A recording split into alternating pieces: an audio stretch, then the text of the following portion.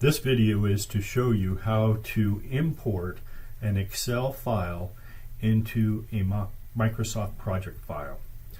So we're starting off with the Citrix screen. Your screen may not look like this. It may only have access and project identified. We're going to go ahead and open up Microsoft Project.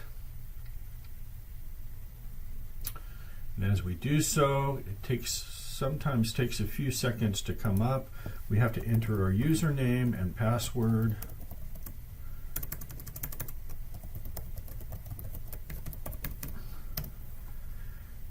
And then we should come to the opening screen of Microsoft Project.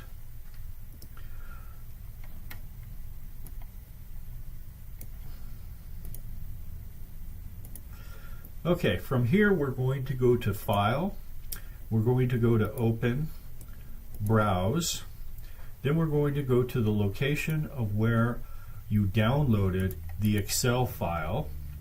We're going to go over here to the little twisty under Projects and change that from Projects to Excel Workbook, and you should see the software training tasks identified. We're going to open that file up and we should be taken to this import wizard. At the first screen, we're going to go ahead and click Next. We're going to create a new map as a new project. We're only going to be importing tasks, and we do not want to import the headers. It does not include headers. We're going to press Next, and then the source worksheet name is Sheet 1.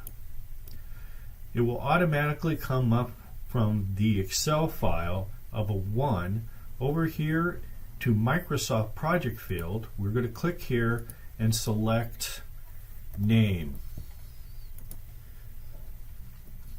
And that's all we have to do. Click Finish. Voila! Here are all the tasks that were in the Microsoft Excel file. And we're good. And that's it.